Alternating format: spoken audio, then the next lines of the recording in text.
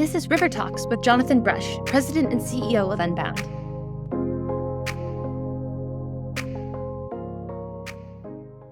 Recently, I was talking with a group of guys, and we were talking about current issues, and the subject of immigration came up. And just this is going to be an unpopular take, and so bear with me for a second here. But, we were discussing immigration and illegal immigration.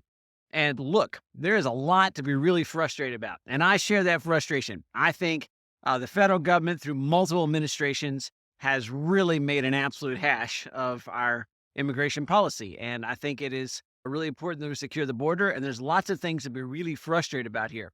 But there's only so much I can do about it. And there's not a lot I can accomplish by being outraged. So I think that we should keep that in mind when we vote. I think that we should do what we can to pressure our elected officials to take care of the problem. And I think that's all worthwhile stuff to do. But that doesn't change this reality that no matter where you live in the United States of America, you're about to see a sizable increase in undocumented immigrants in your area. And I live in a part of the country where there's a lot of work, agricultural type work for those folks that come in, particularly without paperwork. And so there's a lot of people already here. And so we're going to see a massive increase in the next couple of years of people coming in. And here's another unpopular take. I don't care who says what and what politician is promising what. I don't envision a situation where the American people at large are going to be happy with the National Guard running around herding people into buses and driving them back down south. And in fact, just recently, the Mexican government said that if that would happen, they wouldn't take them across the border anyhow. So here's the reality. The reality is that we're going to have a lot of people in our communities. And so we can be frustrated about that. We can be upset about that. We can say that's unjust, and that could all be true. And yet that's still going to be the reality. And so the question I was asking some of our officials this morning and some of our county leadership, so I said, what do we got to do about that? Not from a government standpoint, but here's the reality. We're about to have possibly tens of thousands of new people coming and living in our community. We can prepare for that. We can do the things, not government things, community things, to make that as positive as possible. Or we can look at a situation where we're likely going to have some significant issues with crime, perhaps organized crime and gangs and all those kinds of things. And that's just the reality of the situation. And so, first of all, from just an immigrant situation, I would encourage people and say, hey, this is going to be the case for you where you live. And so it's time to think creatively about this. Do what you need to do to pressure your government officials to do whatever they need to do. But you, citizens, people that run churches and are part of churches and community groups and community organizations and neighbors, you're going to have to get creative about a way to deal with this. And being proactive could be the difference between your community being able to assimilate a bunch of new people and your community being antagonistic towards a bunch of new people in a way that's going to cause some really systemic problems throughout all of your society.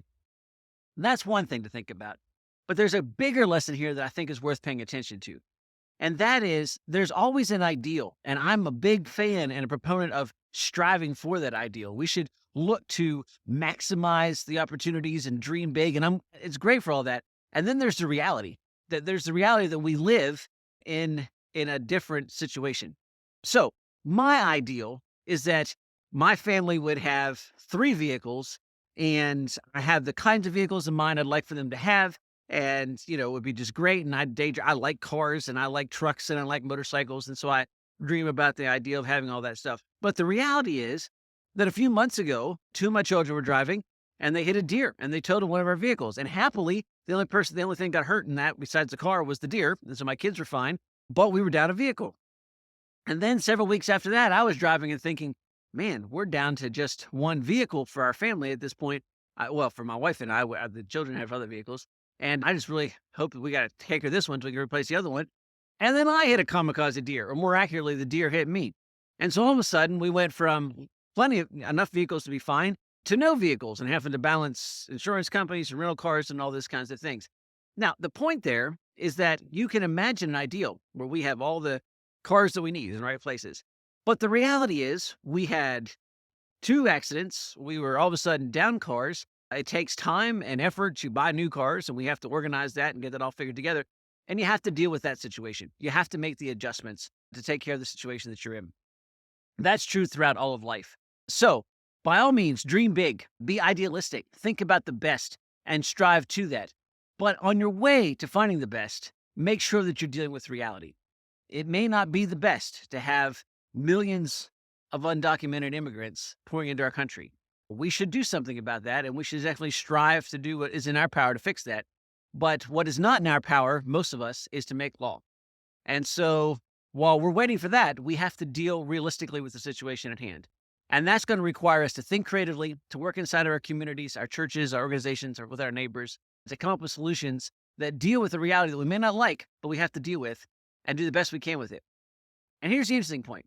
I find that lots of times when you do that, sometimes you find that the reality you have to deal with ends up delivering you a result that was better than your idealistic expectations.